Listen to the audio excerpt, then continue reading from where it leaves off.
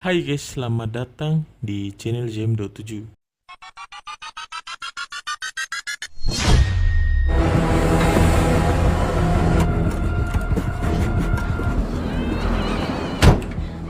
You.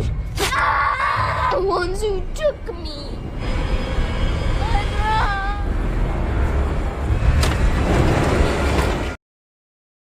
Awal film kita akan diperkenalkan dengan seorang perempuan bernama Darby. Darby adalah seorang pecandu narkoboy.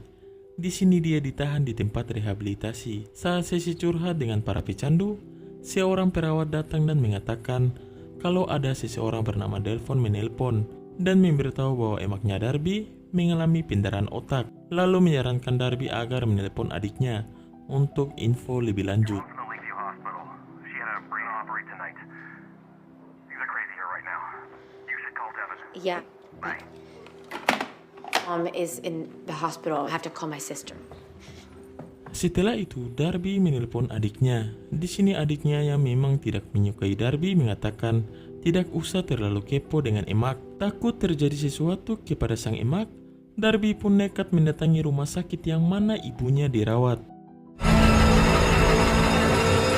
Setelah berhasil kabur, Darby malah terjebak badai salju karena masih nolep. Doi memutuskan untuk menepi sebentar. Ketika Doi mencari sesuatu, ia malah menemukan stok narkoba yang selama ini disembunyikan. Darby yang stres dengan perkataan Devon tidak tahan dan akan mengkonsumsi narkoba tersebut. Untung saja datanglah seorang Sambo. Di sini Sambo menyarankan agar Darby tidak melanjutkan perjalanan dan singgah sebentar di sebuah tempat informasi untuk beristirahat di sana sambil menunggu redanya badai. Tak ingin dibacoti sang Sambo, Darby pun menuju ke sana. Hey man, I just. the road's closed. The interstate's closed. No one's getting through until the storm passes. For some folks, it's a few hundred yards up the road. I'll go to the visitor center. Okay.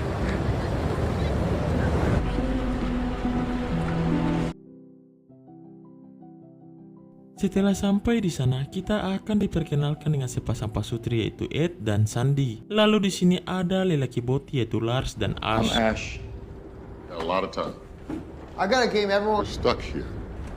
Saat badai semakin poek, Ed yang baru saja dari luar mengatakan kalau dia baru saja mendapatkan sedikit sinyal di dekat pohon tomat. Mendengar hal tersebut, Darby yang mau tahu tentang keadaan ibunya memutuskan untuk keluar dan mencari sinyal. Ketika Darby keluar dan mencari sinyal, tiba-tiba terdengar dari sebuah mobil ada suara anak kecil meminta tolong. Merasa kepo dengan suara itu, Darby pun mengeceknya.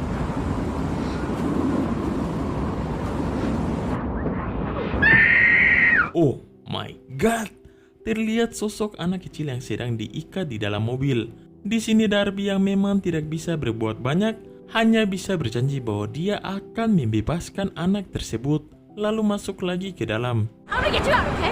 I promise. Okay?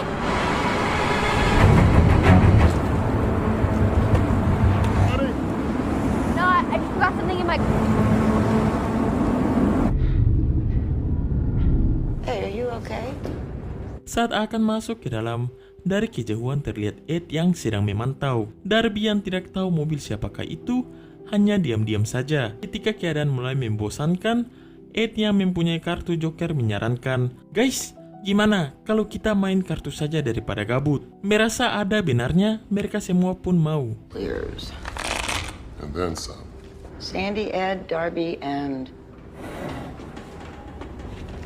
So you're a big poker guy. Singkat cerita, Lars laki-laki pirang yang kalah pun tidak terima dan malah bad mood bagaikan editor yang tidak dibelikan skincare.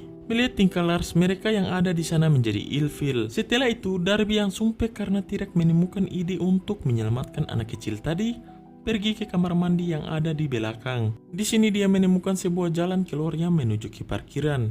Dengan secepat kilat, Darby pun keluar diam-diam dan menuju ke mobil anak kecil tadi disekap.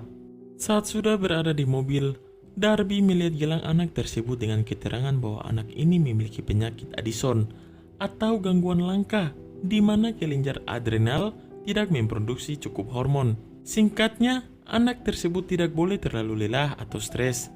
Jika hal itu terjadi, maka bisa merenggut nyawanya. Kasihan, mana masih muda. Di sini Darby mencoba menenangkan anak tersebut dan dia bernama Jay. Melihat wajah Jay yang semakin pucat, Darby mencoba membuka ikatan Jay, namun saat bersamaan Lars datang dan masuk ke mobil. Ketika sedang bacot, Lars lupa kalau Jay belum makan. Takut Jay modar, Lars pun masuk lagi ke dalam pondok untuk mengambil makanan Jay. Hal tersebut membuat Darby berhasil keluar dari sana. Di sini Darby tak lupa memberikan Jay cutter untuk melepaskan ikatannya. Ternyata Lars lah yang telah menculik Jay. Kita sudah seujung terhadap si Maghrib Ed. I can't be here when he comes back. There's not much time. Your name's Jay, right? I'll come back. I promise I will.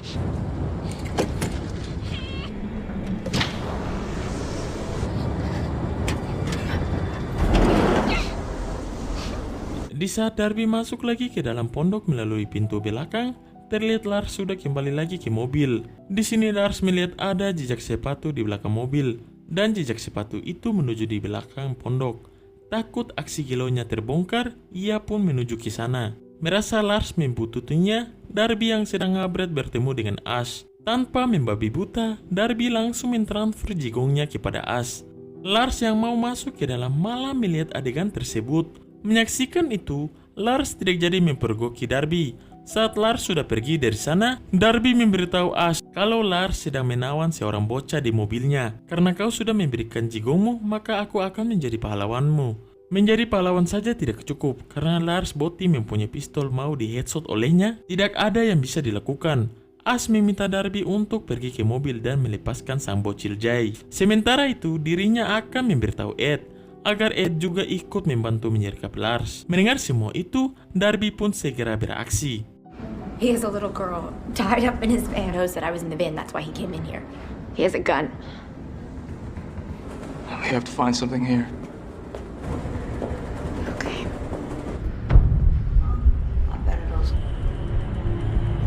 Lars yang melihat Darby pun mengikuti Darby. Saat Darby sudah masuk ke dalam mobil, Darby membuka lakban di mulut Jay. Di sini Jay panik dan mengatakan, "Di mana para pria itu?" Mendengar itu, Darby kaget dan menanyakan berapa banyak pria yang telah menculikmu.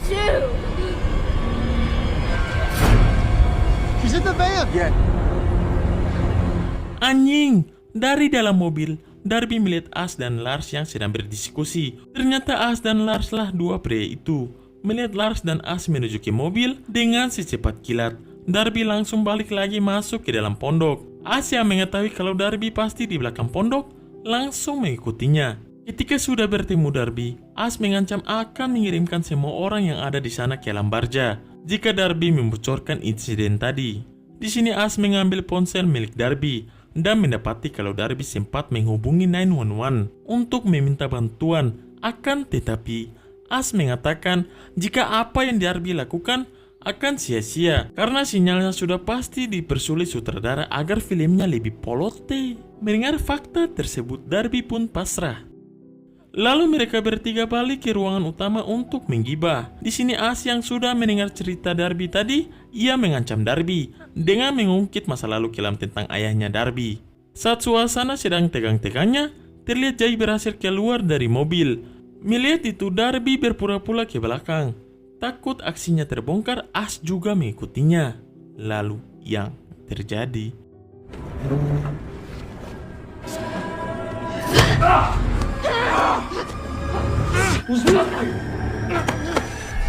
What are you doing?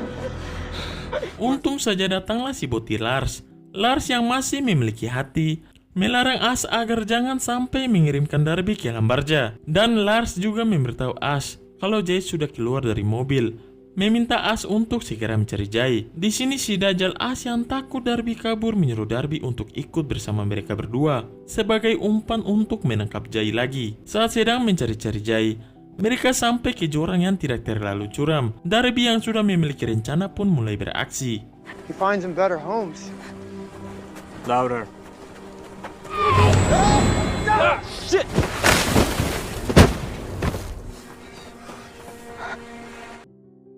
Di sisi lain, ternyata Jay hanya bersembunyi di sekitar parkiran dan pingsan karena kedinginan. Ed yang mendengar suara tembakan tersebut ingin keluar untuk memantau sekitar, malah melihatnya dan bergegas mengamankan Jay. Setelah berhasil mengoceh mereka berdua, Darby masuk lagi ke dalam pondok dan menceritakan semuanya kepada Ed dan Sandy. You got her. You know this girl? Ash and Lars kidnapped her. She was in their van. Kill us all if we don't get out of here. Jesus. Tak lama kemudian, dua boti kembali lalu mengancam mereka semua dengan mengatakan kalau mereka akan membakar pondok itu jika Ed tidak mengembalikan Jay kepada mereka berdua. Mendengar hal tersebut, Ed tidak percaya dan menenangkan Sandy juga Darby sambil berkata, kalau saja kita mengembalikan Jay kepada mereka, tidak ada jaminan kalau kita semua akan dibiarkan hidup. Saat sedang adu bacot, Jay akhirnya sadar dan wala! Ternyata nenek peot Sandy adalah komplotan mereka. Nenek peot ini dulunya bekerja di rumah Jay sebagai pembantu dan juga merawat Jay. Jadi Ed dan Sandy memiliki hutang yang banyak. Tak tahan dikejar-kejar rentenir, Sandy terpaksa melakukan semua ini. Apakah Ed juga termasuk komplotan mereka? Vacuuming and I had my headphones on. Bury this kid in the mountains and you get nothing.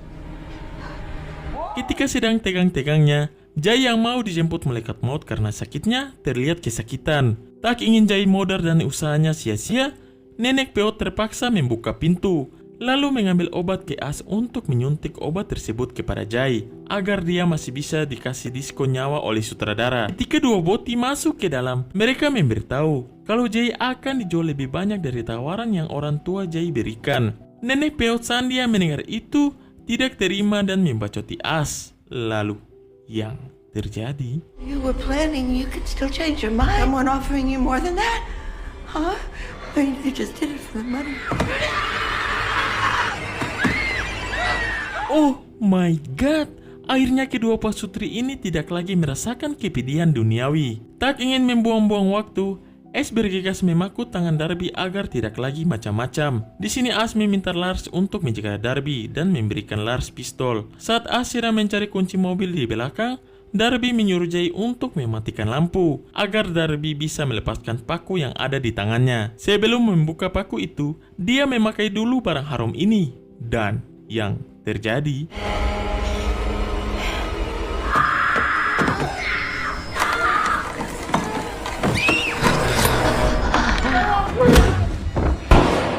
Asia mendengar suara tembakan tersebut ngabret ke dalam melalui pintu depan dan melihat Lars sudah ditawan Darby. Di saat sedang mengancam satu sama lain, tiba-tiba... Drop it! What I fucking say!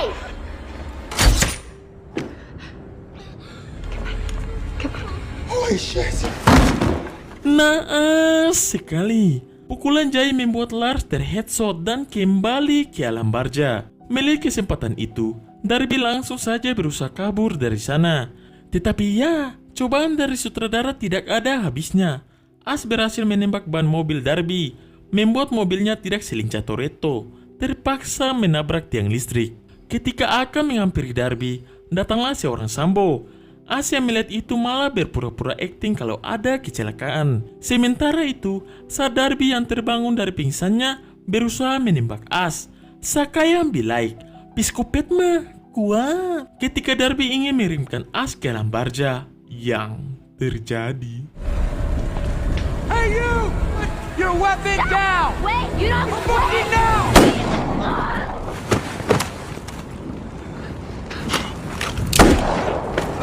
Si Gobloy, polisi yang bot ini terpaksa kembali ke alam barzah. Setelah selesai menghabisi polisi bot, Ash kembali ke Darby untuk membalaskan dendamnya karena sudah mengirimkan Lars ke alam barzah. Di saat Ash akan mengarahkan pistolnya, tiba-tiba...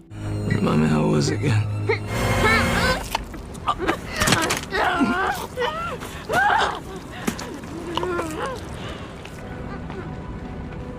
Apakah Darby akan menjadikan Jay seorang narkoba juga? Bodoh amat, dan film pun tamat. Oke guys, sekian dari film No Exit. Jika kalian suka dengan video ini, silakan like. Dan jika kalian suka dengan pembawaan Mimin, silakan subscribe. Polote. 48 days.